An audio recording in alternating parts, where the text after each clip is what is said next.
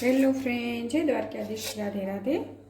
આજે આપણે ટિફિનમાં છે દાળ ભાત અને સૂકી ભાજી અને ભાત રોટલી તો બનાવી લીધા છે। હવે આપણે સૂકી ભાજીનો વઘાર કરવાનો છે। તેના માટે મેં અહીંયા તેલ લઈ લીધું છે। અહીંયા આપણું તેલ પણ ગરમ થઈ ગયું છે। થોડીક હિંગ ઉમેરી દઈશું અને રાઈ જીરું,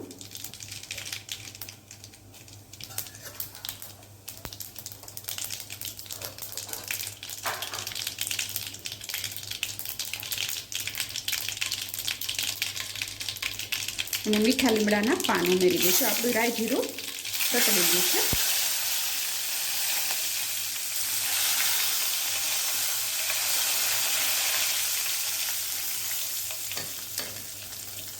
અને અહીંયા મેં આદુ, લસણ અને મરચાં લીધા છે, તેને મેં ખાંડી લીધું છે, તે ઉમેરી દઈશું અને થોડીક વાર માટે સાતળી લઈશું।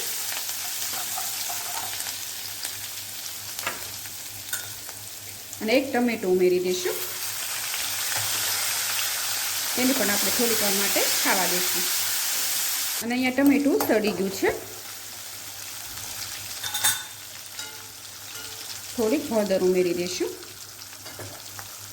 તીખું ખાતા હોય એ પ્રમાણે તમારે મરચું લઈ લેવાનું। ધાણા જીરું અને ગરમ મસાલો અને સ્વાદ પ્રમાણે મીઠું ઉમેરી દઈશું અને મિક્સ કરી લઈશું।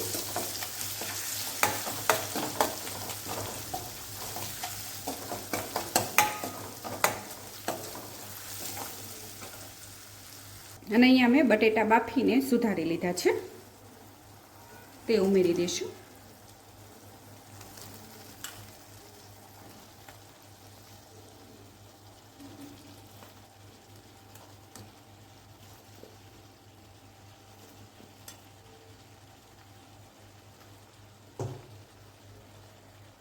અને એક લીંબુનો રસ ઉમેરી દઈશું। એકદમ ખાટી મીઠી તીખી અને સ્વાદમાં પણ સરસ લાગે। અને લીંબુ ઉમેર્યું છે એટલે આપણે થોડીક ખાંડ ઉમેરી દઈશું। જો તમને ગળપણ ભાવતું હોય તો સ્વાદ સરસ આવશે। અને ઉપરથી કોથમીર ઉમેરી દઈશું અને હળવા હાથે મિક્સ કરી લઈશું।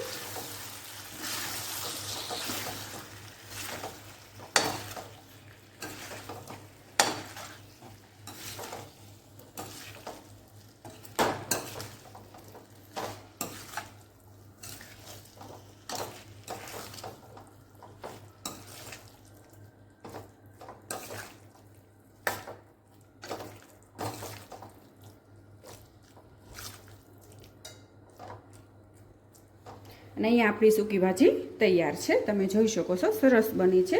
આજે ટિફિનમાં મારે સૂકી ભાજી, રોટલી, દાળ ભાત અને સલાડ છે। અને હવે ગેસ બંધ કરી દઈશું।